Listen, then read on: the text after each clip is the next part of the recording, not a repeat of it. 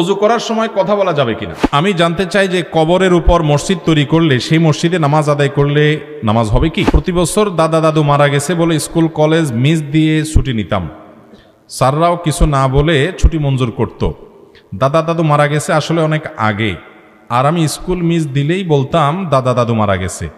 কবে মারা গেছে সেটা কিন্তু বলতাম না, শুধু বলতাম দাদা দাদু মারা গেছে।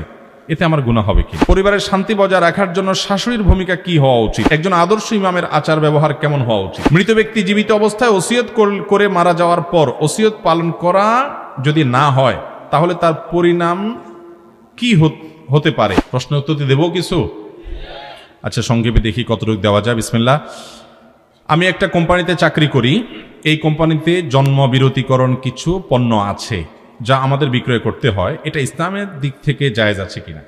ভাইরা, কোনো মেডিসিনের দোকানে বা এরকম কোনো প্রতিষ্ঠানে আপনি চাকরি করেন যেখানে জন্ম বিরতিকরণ কোনো আইটেম, কোনো পণ্য, কোনো ঔষধ বা এই জাতীয় কিছু বিক্রি হয়, তো জন্মের অস্থায়ী বিরতিকরণ, এটা ট্যাবলেট হোক বা এই জাতীয় কিছু হোক, এগুলো যদি বিক্রি করা হয় তো সেটা বিক্রি করা নাজায়েজ বা হারাম নয়।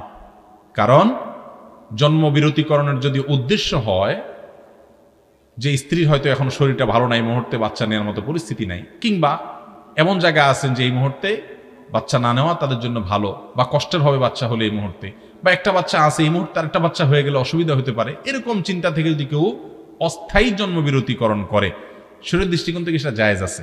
বিধায় এই জন্ম বিরতিকরণের আইটেম বিক্রি করাও জায়েজ আছে, কারণ এই জায়েজ উদ্দেশ্যে কারোর দরকার হতে পারে। হ্যাঁ, কেউ যদি চিন্তা করে খাওয়াবো কি এত বাচ্চা হলে, তাহলে এই ধরনের বদনিয়তে জন্ম নিয়ন্ত্রণ করলে সেটা হারাম, সেটা জায়েজ নাই। কারণ আল্লাহ তাআলা কোরআনে বলেছেন, ওমা মিন দাব্বাতিন ইল্লা আল্লাহি রিজকুহা। যত জমিনে যত আপনার ওমা মিন দাব্বাতিন ফিল আরদি ইল্লা আল্লাহি রিজকুহা, যত রকমের প্রাণী আছে পৃথিবীতে, এই সবগুলো রিজিকের জিম্মাদারি কার উপরে? আল্লাহর উপরে। আল্লাহ বলেছেন, লা তাকতুলু আওলাদাকুম, তোমরা তোমাদের বাচ্চাদেরকে হত্যা করো না, ভ্রূণ হত্যা করো না, খাশিয়াতা ইমলাক, নাহনু নারযুকুহুম ওয়া ইয়্যাকুম, তাদেরকে রিজিক কি দিবা, তাদের খানার কি ব্যবস্থা হবে, এই চিন্তা তাদেরকে বাচ্চাদেরকে হত্যা করো না, আমি তাদেরকেও রিজিক দিব, তোমাদেরকেও দিব, আল্লাহ তাআলা ওয়াদা করেছেন। এই জন্য স্থায়ীভাবে জন্ম বিরতিকরণ এবং এরকম অসৎ উদ্দেশ্যে জন্ম বিরতিকরণ জায়েজ নাই। জন্ম বিরতিকরণের যদি কোনো আইটেম বিক্রি করতে হয় সেটা জায়েজ হওয়ার যেহেতু পন্থা পদ্ধতি উপায় আছে, বিধায় এটার বেচাও জায়েজ হবে। যদি এটা হারাম ছাড়া কোনো খাতে ব্যবহারের কোনো সুযোগ না থাকতো তাহলে এটা বিক্রি করা জায়েজ হতো না। ওযু করার সময় কথা বলা যাবে কিনা? ওযু কথা করার সময় আমরা অনেকে অনেক কথা বলি। দেখবেন মসজিদের ওযুখানাতে অনেকে ওযুখানা বসে বসে দুনিয়ার গল্প স্বল্প লাগায় দেয়। ভাইরা আমার, মৌলিকভাবে ওযু করার সময় কথা বললে ওযু হয়ে যাবে, বড় কোনো গুনাহও হবে না, কারণ কোনো হাদিসে ওযু করার সময় কথা বলতে সরাসরি নিষেধাজ্ঞা নাই। কিন্তু আমরা কে না জানি যে ওযু করার সময় আমি যখন কথা বলবো তখন একে তো পানি অপচয় হতে পারে, ওযু একটা ইবাদত, এদিকে মনোযোগ না থেকে কথার মধ্যে আমি হাবুডুবু খাবো, কয়বার কুলি করলাম, কয়বার হাত ধুলাম, হয়তো আমার অসুবিধা তৈরি হবে, নানা রকমের সমস্যা হতে পারে। এই জন্য অনেক উলামায়ে কেরাম, অনেক ইমামগণ ওযুর সময় অপ্রয়োজনীয় দুনিয়াবি কথা বলাটাকে মাকরু বলেছেন। প্রয়োজনীয় কথা আপনি বলতে পারেন, ভাই আসেন, ভাই বসেন, আমি আসতেছি, বসতেছি, এ ধরনের দরকারি কথা দু চারটা বলতে অসুবিধা নাই। আর অপ্রয়োজনীয় দুনিয়াবি আলাপ সালাপ লাগাই দেওয়া, এটা মাকরু বা অনুচিত, কিন্তু এর কারণে ওযু হবে না, ব্যাপারটা সেরকম না। যথাসম্ভব ওযুর দিকে মনোযোগ থাকা উচিত। শুরুতে বিসমিল্লাহ বলবেন আর শেষে কালিমায়ে শাহাদা পাঠ করবেন। এরপরে আল্লাহুম্মা জাআলনি মিনাত তাওয়াবিন ওয়া জাআলনি মিনাত মুতাতাহহিরিন পাঠ করবেন। কালিমায়ে শাহাদা পাঠ করে যদি ওইটা পাঠ করেন আর শুরুতে বিসমিল্লাহ পাঠ করেন, সুন্দর মতো উত্তম রূপে ওযু করেন, এবং এর মাধ্যমে জান্নাতের 8টা দরজার যে কোনোটা দিয়ে আপনি প্রবেশ করতে পারবেন ইনশাআল্লাহ।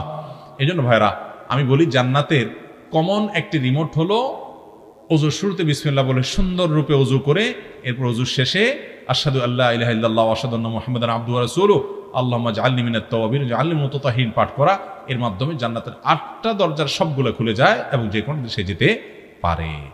তাহলে ওযুতে ওযু করার সময় যথাসম্ভব অপ্রয়োজনীয় কথা আমরা বলবো না, না বলা ভালো, কিন্তু কেউ বলে ওযু হয়ে যাবে। আমি জানতে চাই যে কবরের উপর মসজিদ তৈরি করলে সেই মসজিদে নামাজ আদায় করলে নামাজ হবে কি? কবরের উপরে মসজিদ তৈরি করা উচিত না, জায়েজ না। মসজিদ কেন, কবরের উপরে ঘরবাড়ি তৈরি করাও জায়েজ নাই। নবী করিম সাল্লাল্লাহু আলাইহি ওয়াসাল্লাম স্পষ্ট নিষেধ করেছেন হাদিসে, কবরের পরে বেনা বা কোনো নির্মাণ করা এটা জায়েজ নাই, এটা গুনাহের কথা। এখন কথা হলো, যদি কোথাও এমন প্রয়োজন হয় যে হয়তো অল্প একটু জায়গার জন্য রাস্তাটা করা যাচ্ছে না, কিংবা বাড়িতে অসুবিধা তৈরি হচ্ছে বা কোনো ভবন তৈরিতে অসুবিধা তৈরি হচ্ছে, তাহলে সেক্ষেত্রে এই কবরে যিনি আছেন তার লাশ তুলে অন্য জায়গায় অর্থাৎ কবরস্থানের মধ্যে দাফন করে এই জায়গাতে ওই কাজে ব্যবহার করা যেতে পারে। বিশেষ করে জনকল্যাণমূলক যখন একেবারে ঠেকে যায়, এছাড়ার উপায় নাই, এরকম পর্যায়ে হয়ে গেলে মনে চাইলেও আর কবরস্থানের উপরে আপনি কবর অনেক পুরাতন হয়ে গেছে, এখন আপনি বাড়িঘর নির্মাণ করা শুরু করলেন, এটা জায়েজ নাই। এটা কবরের প্রতি অসম্মান, মানুষের দেহের প্রতি অসম্মান। এবং বিশেষ করে ইহুদিরা নবীদের কবরগুলোতে মসজিদ বানাতো এবং নবী করিম সাল্লাল্লাহু আলাইহি ওয়াসাল্লাম সেটাকে নিষেধ করেছেন। এই জন্য কবরের উপরে মসজিদ বানানো জায়েজ নাই। প্রতি বছর দাদা দাদু মারা গেছে বলে স্কুল কলেজ মিস দিয়ে ছুটি নিতাম, স্যাররাও কিছু না বলে ছুটি মঞ্জুর করত। দাদা দাদু মারা গেছে আসলে অনেক আগে, আর আমি স্কুল মিস দিলেই বলতাম দাদা দাদু মারা গেছে। কবে মারা গেছে সেটা কিন্তু বলতাম না, শুধু বলতাম দাদা দাদু মারা গেছে। এতে আমার গুনাহ হবে কিনা? সুবহানাল্লাহ।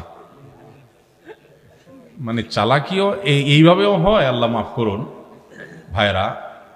এইভাবে যদি কোনো শিক্ষার্থী, কোনো ছাত্র যদি টিচারকে ফাঁকি দেয় এবং এভাবে কথা বলে ছুটি নেয়, তাহলে গুনাহ হবে এবং এটা সত্য কথা হবে না, এটা মিথ্যা হিসাবে বিবেচিত হবে। কারণ উসুলে ফিকহের একটি মূলনীতি হলো নিয়াতুল মুস্তাহলিফ ধর্তব্য হয়। অর্থাৎ আপনি যার সাথে কথা বলছেন, আপনার কথা থেকে তিনি কি বুঝছেন ওইটা দেখার বিষয়। তিনি কোনটা বুঝতে পারছেন বা সাধারণত অন্য 10 জন কি বুঝবেন সেটা ধরার বিষয়। আপনি বলছেন একটা, আপনার পেটের ভিতরে নিয়ত আরেকটা, সবাই বুঝতেছে একটা, তো এই চালাকি জায়েজ নাই। এই চালাকি জায়েজ হবে তখন যখন আপনি নিরুপায় হবেন, জীবন রক্ষার ব্যাপার হবে, তখন আপনি একটু ঘুরায় বললেন, আপনার উদ্দেশ্য একটা, যাকে বললেন তার উদ্দেশ্য আরেকটা, এটা জায়েজ হবে তখন।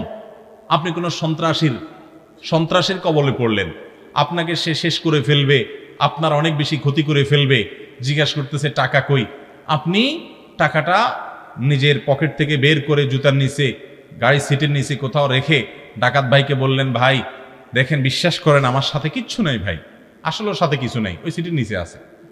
তো এইরকম চালাকি করলেন আপনি আত্মরক্ষার জন্য। এটা ক্ষেত্র বিশেষ করে জীবন রক্ষার জন্য বড় কোনো বিপদ হলে তখন এটা জায়েজ হতে পারে। কিন্তু আপনি এই স্কুল ফাঁকি দেওয়ার জন্য বা অন্য কোনো উদ্দেশ্যে চাইলেন আর টিচারের বেচা শুরু করে দিলেন, বললেন একটা, আমার দাদা মারা গেছে, আমার মনোনীয়তা আছে 10 বছর আগে মারা গেছে, আর স্যার বুঝবে কালকেই মারা গেছে, এই জন্য আসি নাই। তো এই সমস্ত 2 নম্বরই করা জায়েজ হবে। নবী করিম সাল্লাল্লাহু আলাইহি ওয়াসাল্লাম বলেছেন যে মান গাশশা ফালাইসা মিন্না, যে ব্যক্তি কাউকে ধোঁকা দেয়, প্রতারণা করে, 2 নম্বরই করে, সে আমার উম্মত হতে পারে না। এই জন্য ভাইরা আমার, টিচারদেরকে এরকম ধোঁকা দেওয়া যাবে না। দেখুন, আমরা যুবক বয়সে অনেক পাগলামো করি, অনেকে অনেক এ ধরনের হেয়ালিপনা করি, মনে করি যে এটা তো বয়সের একটা পাগলামি। না ভাই, আমাদের যৌবন বয়স সম্পর্কে আল্লাহ স্পেশাল জিজ্ঞাসা করবেন, তোমার যৌবনে তুমি কি করেছো। এই জন্য যুবক যৌবন বয়সে হেয়ালিপনা করতে গিয়ে মিথ্যা, প্রতারণা, 2 নম্বরে। অনেক সময় দেখা যায় যুবকরা কয়েকজন মিলে একজন মেয়ের সামনে দিয়ে হেঁটে গেছে, তার শরীরের গঠন নিয়ে আলাপ সালাপ, খুশগল্প, হাসি, রস, মজা, কৌতুক, অনেক সময় টিচ করা, উত্ত্যক্ত করা, এগুলো করছে। এগুলোকে অধিকার মনে করে অনেক যুবকরা, যে আমরা কয়েকজন মিলে বন্ধুরা মজা করতেই পারি। অথচ একজন যুবক যার ভিতরে ঈমান আছে, যার ভিতরে ন্যূনতম মনুষ্যত্ব আছে, মানবিক মূল্যবোধ যার ভিতরে আছে, সে কখনো এ ধরনের পাগলামো তার যৌবনে করতে পারে। এই যে খেলা উপলক্ষে দেখবেন অনেক যুবক ভাইয়েরা নিজের পছন্দের দল জেতার পর তার চিৎকার চেঁচামেচিতে আশেপাশে মানুষের ঘুম ভেঙে যাচ্ছে।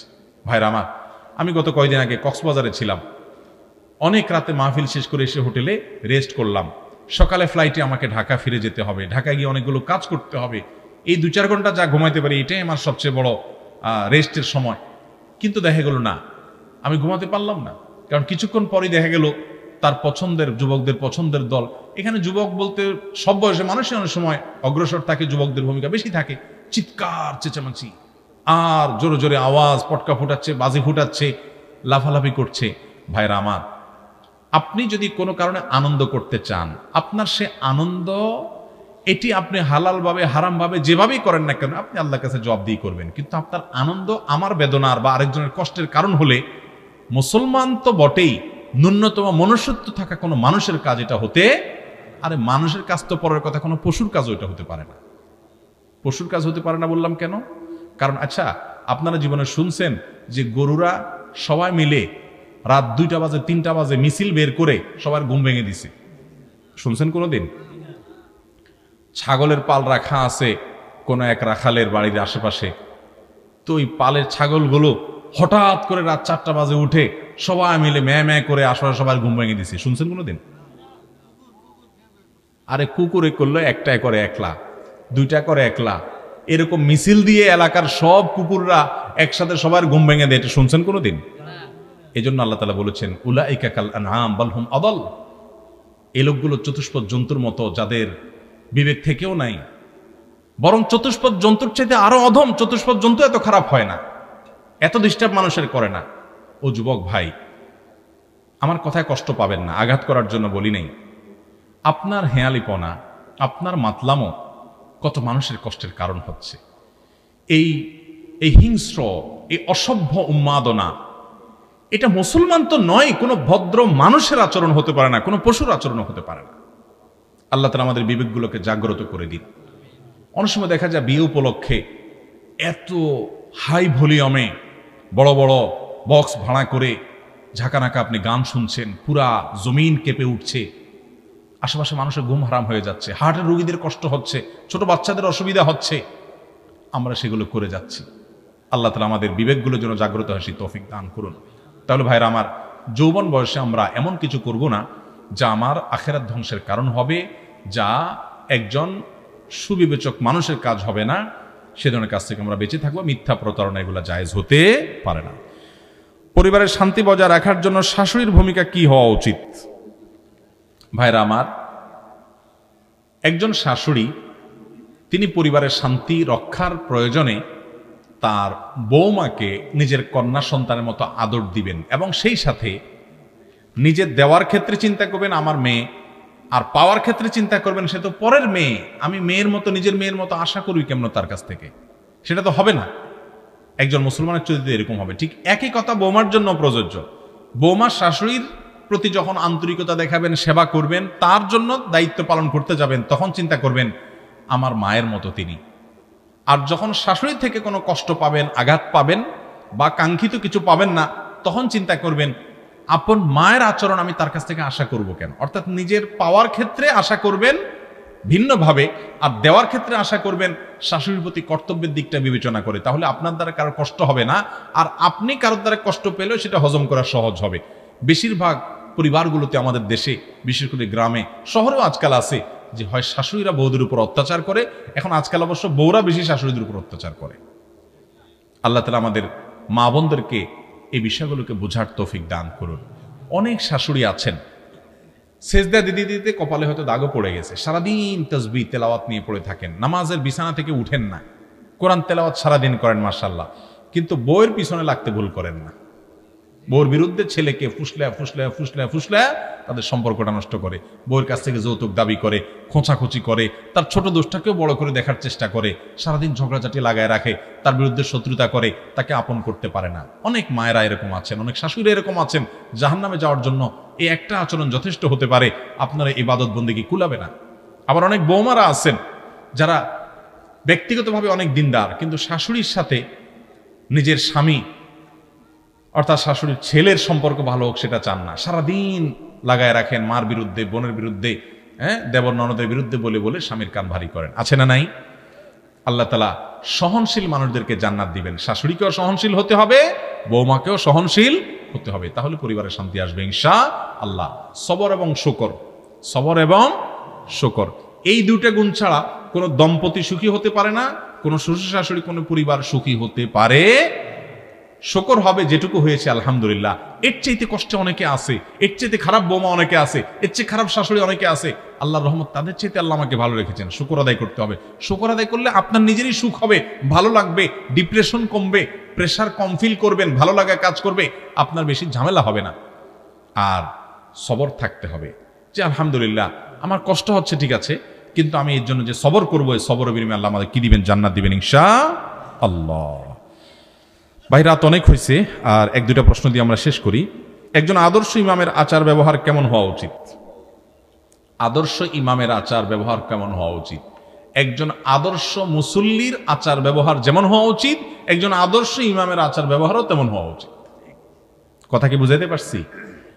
আমাদের মুসল্লি ভাইয়েরা চাই যে আমাদের আচার ব্যবহার যাই হোক না হোক, আমাদের হুজুরটা হবে একদম আস্ত ফেরেশতা, আসমান থেকে নাজিল হয়েছে এরকম ফেরেশতা, হুজুরের মধ্যে কোনো দোষ ত্রুটি থাকতে পারবে না। ঠিক না বেঠিক? ভাইরা আমার, একজন আদর্শ মুসলমান মুসল্লি আপনাকেও একজন ভালো মানুষ হতে হবে, একইভাবে একজন ইমামকেও একজন ভালো মানুষ হইতে হবে। হ্যাঁ, এটা ঠিক যে ইমাম সাহেব তিনি আদর্শ হওয়ার কারণে তাকে সবাই লক্ষ্য করেন, দেখেন, সেই জন্য তার উপরে দায়িত্বটা একটু বেশি।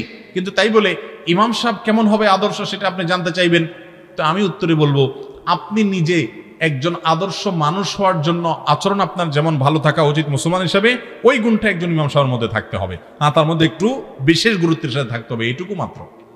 অতএব আমাদের নিজেদের আখলাকগুলোকে ভালো করতে হবে, ইমাম সাহেবদেরকেও ভালো হতে হবে ইনশাআল্লাহ। মৃত ব্যক্তি জীবিত অবস্থায় ওসিয়ত করে মারা যাওয়ার পর ওসিয়ত পালন করা যদি না হয় তাহলে তার পরিণাম কি হতে পারে? মৃত ব্যক্তি যদি কোনো ওসিয়ত করে যায় তার ওয়ারিসদেরকে, এই ওসিয়তটা যদি সম্পদ সম্পর্কিত ওসিয়ত হয় যে আমার সম্পদ অমুক জায়গায় দান করবা, অমুকরে দিবা, তাহলে বৈধ এবং লিগ্যাল ভালো জায়গায় ওসিয়ত যদি করে যান সেটা 3 ভাগের 1 ভাগ সম্পদে কার্যকর হবে। ধরুন যিনি মারা গেছেন তার টোটাল সম্পদের দাম 5 লাখ টাকা বা 6 লাখ টাকা, তাহলে 6 লাখ টাকার অ্যাসেট সব থাকলে 2 লাখ টাকার মধ্যে তার ওসিয়ত কার্যকর হবে। তিনি যদি এর বেশি ওসিয়ত করেন সেটা কার্যকর করা ওয়ারিসদের উপর আবশ্যক না। ওয়ারিসরা যদি ওই 2 লাখ টাকার ওসিয়ত কার্যকর না করে, অর্থাৎ তিনি যত টাকার সম্পদের ওসিয়ত করে দিয়ে গেছেন যে বিভিন্ন জায়গায় দেওয়ার, সেগুলোর ক্ষেত্রে 1/3ও যদি ওসিয়ত কার্যকর না করে, একটু যদি কার্যকর না করে, তাহলে ওই ওয়ারিসরা সবাই গুনাহগার হবে। ওই মৃত ব্যক্তির ওয়ারিস ওসিয়ত পুরা না করে তারা যে নিজেরা ভাগযোগ করে নেয়, নিজেরা ভাগ বন্টন করে বিলি বন্টন করে খায়, তাহলে তারা গুনাহগার হবে, হারামে লিপ্ত হবে, আল্লাহর কাছে জবাবদিহি করা লাগবে ইনশাআল্লাহ। আল্লাহ তাআলা আমাদেরকে বেঁচে থাকার তৌফিক দান করুন। অতএব ওসিয়তের ব্যাপারটা অনেক গুরুত্বপূর্ণ ভাইরা আমার। কোনো মৃত ব্যক্তি জীবদ্দশা ওসিয়ত করে গেলে তার ওসিয়তটা অবশ্যই আদায় করতে হবে। আপনারা এত সময় ধরে গুরুত্বপূর্ণ বিভিন্ন বিষয়ে বক্তব্য শুনে আসছেন সম্মানিত উলামা ইকরামের মুখ থেকে। আমি একটি বিষয়ের উপর কিছু আলোকপাত করে আপনাদের প্রশ্ন উত্তরে চলে যাব ইনশাআল্লাহ। আর যে বিষয়ে আমি আলোকপাত করতে চাই আজ সেটি হলো মোবাইল ফোন কোরআন এবং হাদিসের আলোকে এই মোবাইল ফোন ব্যবহার করতে গিয়ে একজন ইমানদারের কতগুলো বিষয় লক্ষ্য রাখা উচিত, যেগুলো আমরা হয়তো অনেকেই লক্ষ্য রাখতে পারি না, যার কারণে আমরা আমাদের জীবনে এই অতীব গুরুত্বপূর্ণ কাজটি করতে গিয়ে আল্লাহ তাআলাকে অসন্তুষ্ট করে ফেলছি, আমাদের আখিরাত ধ্বংস করে ফেলছি, আমাদের ঈমান পর্যন্ত আমরা নষ্ট করে ফেলছি। আমরা হয়তো অনেকে বলবো যে মোবাইল ফোনের ব্যবহার, সেখানেও আবার কোরআন হাদিস, সেখানেও আবার ইসলাম, সেখানেও আবার আল্লাহ এবং তার রাসূল। মোহতারাম হাজরিন, আমাদের দিনের একটা বড় অংশ এখন কাটে মোবাইল ফোনে, ঠিক না ঠিক? আপনি এই পুরো সময়টুকুতে কোরআন এবং হাদিসের আলোকে এটির ব্যবহার যদি না করেন, তাহলে আপনার দিনের সবচেয়ে বড় অংশ চলে গেল ইসলামের বাহিরে। তাহলে কিভাবে আপনি আল্লাহর একজন ফরমাবরদার, একজন মুসলিম বান্দা হিসেবে নিজেকে দাবি করবেন? তাছাড়া আমরা সবাই জানি আল্লাহ সুবহানাহু ওয়া তাআলা বলেছেন, আল ইয়াউমা আকমালতু লাকুম দীনাকুম, আজ তোমাদের জন্য তোমাদের দ্বীনকে পরিপূর্ণ করে দিয়েছি। দ্বীন পরিপূর্ণ হওয়ার মানে হলো একজন মানুষের জীবনের এমন কোনো ক্ষেত্র নাই, এমন কোনো কাজ নাই যে কাজ সম্পর্কে কোরআন এবং সুন্নাহ তথা ইসলামী শরিয়া গুরুত্বপূর্ণ এবং পরিষ্কার দিক নির্দেশনা দেয় নাই। এরকম কোন বিষয় মুসলমানের জীবনে থাকতে পারে? যদি আপনার জীবনে এমন কিছু থাকে যেখানে কোরআন হাদিস কোনো বক্তব্য দেয়নি বা কোরআন হাদিসের আলোকে আপনার সেখানে কিছু করার বা মানার নাই, তাহলে তো ইসলাম পূর্ণাঙ্গ হলো না, ইসলামকে আপনি অপূর্ণাঙ্গ দাবি করলেন। অথচ আল্লাহ তাআলার ঘোষণা হলো আল্লাহ তাআলা এই দ্বীনকে আমাদের জন্য পরিপূর্ণ করে দিয়েছেন। এখানে কোনো শূন্যতা নাই, এখানে কোনো সংকট নাই, এখানে কোনো প্রকার অভাব নাই। আমাদের জীবনের প্রতিটা কাজ, ভাইরা আমার, একজন মুসলমান কিভাবে টয়লেটে গিয়ে কিভাবে তিনি পবিত্রতা অর্জন করবেন, একজন মুসলমান কিভাবে স্ত্রী সহবাস করবেন, একজন মুসলমান কিভাবে তার দৈনন্দিন জীবনের তুচ্ছ বিষয়গুলো সম্পাদন করবেন, কোরআন এবং হাদিসে সে সম্পর্কে আলোচনা আছে না নাই? তাহলে সেই কোরআন এবং সুন্নায় আমাদের জীবনের এখন গুরুত্বপূর্ণ বিষয় হয়ে ওঠা মোবাইল ফোন, যেটি আমাদের দিন এবং রাতের গুরুত্বপূর্ণ অনেকগুলো ঘন্টা সময় নিয়ে নেয়, সেটার ব্যবহার সম্পর্কে কোরআন হাদিসের আলোকে আমাদের তেমন কিছু নেওয়ার বা দিক নির্দেশনা গ্রহণ করার মতো কিছু নাই, এমনটি কি হতে পারে? অতএব ভাইরা আমার, এই মোবাইল ফোনের ব্যবহারে কোরআন এবং হাদিসের মৌলিক নির্দেশনাগুলো আমাদের মাথায় রেখে চলতে হবে। আর না হলে দুনিয়াতে এই মোবাইলের ভার বহন করা সহজ হলেও আখেরাতে এর দায়ভার বহন করা কঠিন হতে পারে। মুহতারাম হাজরিন, এজন্য আল্লাহ রাব্বুল আলামিনের অনেকগুলো আদেশ আছে, নিষেধ আছে। নবী করিম সাল্লাল্লাহু আলাইহি সাল্লামের হাদিসের আলোকে অনেকগুলো আদেশ নিষেধের কথা আমরা জানি, যেগুলো আমরা আমাদের এই মোবাইল ফোন ব্যবহার করার ক্ষেত্রে মানা, এটাকে মেনে চলার প্রশ্ন আসে। আমরা সেগুলো ইনশাআল্লাহ পয়েন্ট আকারে তুলে ধরব। তার আগে কোরআনে কারীমের যে আয়াত আমি তেলাওয়াত করেছি, সূরা নাহলের ৮ নম্বর আয়াত, সে আয়াতটির অনুবাদ করে আমরা আলোচনা চলে যাই। আল্লাহ রাব্বুল আলামিন ইরশাদ করেছেন, ওয়াল খাইলা ওয়াল বিগালা ওয়াল হামিরা লিতারকাবুহা ওয়া জিনা। ঘোড়া, গাদা, খচ্চর, এগুলো আল্লাহ তাআলা সৃষ্টি করেছেন যাতে এগুলোতে আমরা বহন করি, এগুলোতে আমরা চড়ি, এগুলো দিয়ে যেন আমরা সফর করি। শুধু তাই নয়, এগুলোকে আল্লাহ তাআলা জিনাহ বা শোভা হিসাবে দিয়েছেন। এগুলোর শৌখিনতার একটা মাধ্যমও বলতে পারেন। আল্লাহ তাআলা এই আয়াতের শেষে বলেছেন, ওয়া ইয়াখলুকু মা লা তা'লামুন। শুধুমাত্র এই গাদা, খচ্চর, ঘোড়া, এগুলোই আল্লাহ তাআলা সৃষ্টি করেছেন। এগুলোর পিঠে তোমরা সাওয়ার হও, এগুলোর পিঠে করে তোমরা এক জায়গা থেকে আরেক জায়গায় যাও, এগুলো তোমাদের বাহন এবং এগুলো তোমাদের শোভা সৌন্দর্য। শুধু এগুলোই নয়, বরং আল্লাহ তাআলা আরো অনেক কিছু সৃষ্টি করবেন যা তোমরা জানো না। আয়াতের এই শেষাংশের তাফসীর প্রসঙ্গে বিশ্ববিখ্যাত অনেক মুফাসসিরগণ বলেছেন, বিশেষ করে আল্লামা তানতাবী রাহিমাহুল্লাহ তার তাফসীরে এবং আরো মুফাসসিরগণ লিখেছেন যে আল্লাহ বলেছেন যে মানুষ যে সমস্ত বাহনে সেই যুগে চড়ত 1450 বছর আগে, যখন গাড়ি ছিল না, যখন রেল ছিল না, বাস ছিল না, যখন বিমান ছিল না, তখনকার কথা আল্লাহ রাব্বুল আলামিন বলছেন যে আরো অনেক এমন জিনিস আল্লাহ সৃষ্টি করবেন যা তোমরা জানো না, অর্থাৎ সে যুগের মানুষ জানে না। এখানে আল্লাহ তাআলা ইঙ্গিত দিয়েছেন যে বাহন হিসাবে এই ঘোড়া, ওট, গাদা, খচ্চর যেগুলো তখন প্রচলিত ছিল, এর বাইরে আরো বহু বাহনের সৃষ্টি দুনিয়াতে হবে। আল্লাহ তাআলা মানুষের মাথায়, মানুষের ব্রেইনে বুদ্ধি দিয়ে টেকনোলজির সম্পর্কিত জ্ঞান এবং বিদ্যা তাদেরকে দিয়ে এগুলো আল্লাহ তাআলা তাদের মাধ্যমে সৃষ্টি করবেন।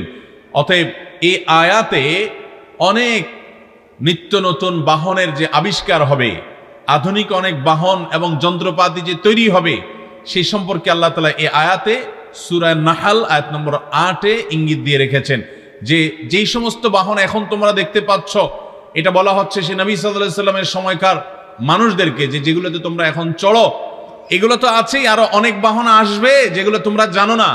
এসেছে তারপরে বিমান, এসেছে রকেট, এসেছে বাস, এসেছে ট্রেন, এসেছে অনেক ধরনের বাহন, এগুলো তখনকার মানুষ কল্পনাও করে নাই।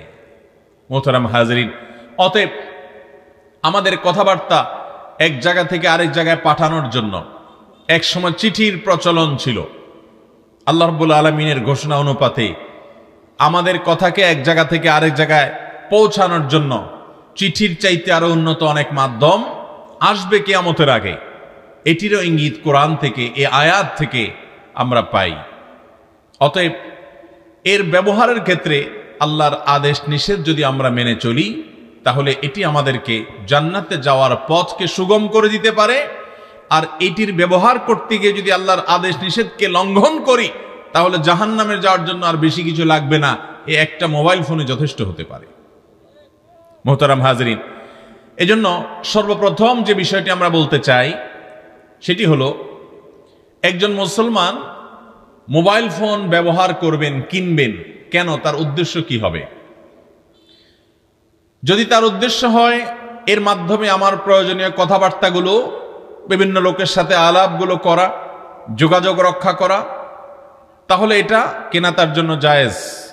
যদি এর উদ্দেশ্য জায়েজ উদ্দেশ্য থাকে, এর মাধ্যমে ডাটা সংগ্রহ করা, বিভিন্ন তথ্য আদান প্রদান করা, যোগাযোগের সুবিধা হওয়া, এই জাতীয় উদ্দেশ্যগুলো আছে, বৈধ উদ্দেশ্য আছে, তাহলে এই উদ্দেশ্যে যদি কেউ মোবাইল ফোন কিনে, সেটা বাটন ফোন হোক, স্মার্টফোন হোক, সেটা কেনা জায়েজ।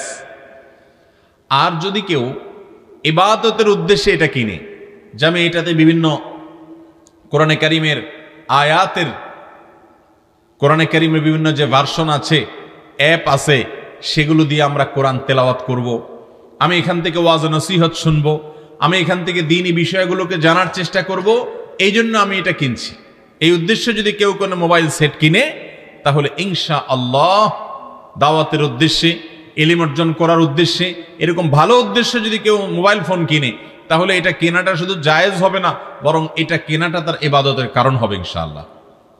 কারণ ইন্নামাল আমালু বিন্নিয়াত। আপনি উদ্দেশ্য কি উদ্দেশ্য নিয়ে আপনি কিনেছেন সেটাই দেখার বিষয়। উদ্দেশ্য যদি সওয়াব আহরণ করা হয়, উদ্দেশ্য যদি হয় আল্লাহর পথের মাধ্যমে মানুষকে আহ্বান করা, উদ্দেশ্য যদি হয় এর মাধ্যমে নিজে ইলম অর্জন করা, উদ্দেশ্য যদি এখান থেকে কোরআন তেলাওয়াত করা, ভালো ভালো জিনিসগুলো গ্রহণ করা, হারাম থেকে বেঁচে থেকে এইভাবে চলবেন, এই উদ্দেশ্য নিয়ে যদি আপনি করেন, তাহলে আপনার এই মোবাইল ফোন কেনাটা শুধু জায়েজ নয়, বরং ইবাদতে পরিগণিত হবে ইনশাআল্লাহ। আর যদি উদ্দেশ্য হয় বাকাওয়াতি করা, অহংকার করা, যে আমার কাছে এই সেট আছে, আমার কাছে অমুক সেট আছে, এটা অন্য কারোর কাছে নাই, এইরকম অহংকার যদি উদ্দেশ্য থাকে, অহংকার করা যদি উদ্দেশ্য থাকে, যেমন অনেক যুবক ভাইদেরকে দেখবেন এমন ডিভাইস, এমন মোবাইল ফোন কিনছেন উনি, যে এটা হয়তো আশেপাশে কারোর কাছে নাই, মাত্র বের হয়েছে, তো এটা কেনার জন্য সে পাগল পড়া থাকে। অনেক প্রবাসী ভাই আছেন, দেশে আসার সময় এমন সেট কেনার চেষ্টা করেন যে এটা এলাকাতে আর কেউ নাই। উদ্দেশ্য যদি এরকম থাকে যে এটা নিয়ে যখন যাব সবাই বলবে দেখি দেখি, আরে এই সেট তো আগে দেখি নাই, ও তাই নাকি নতুন আসছে, তাহলে নিজের একটা ভাবসাব জাহির হবে, নিজেরকে একটু কিছু কি হনুরে মনে হবে। এরকম অন্য সবার থেকে নিজেকে পৃথক করার জন্য, আলাদা করার জন্য, বিশেষ ব্যক্তি এটা প্রমাণ করবার জন্য, অহংকার করার জন্য, দেখাবার জন্য যদি হয়, তাহলে সেই মোবাইল ফোন কিনলে গুনাহ হবে, নাজায়েজ হবে, এবং এটার কারণে সে আল্লাহর কাছে জবাবদিহিতার মুখোমুখি হতে পারে। কারণ অহংকার করা, গর্ব করা, অন্যদের কাছ থেকে নিজেকে আলাদা করে বিশেষ প্রমাণ করার চেষ্টা করা, এটা মুসলমানের স্বভাব হতে পারে।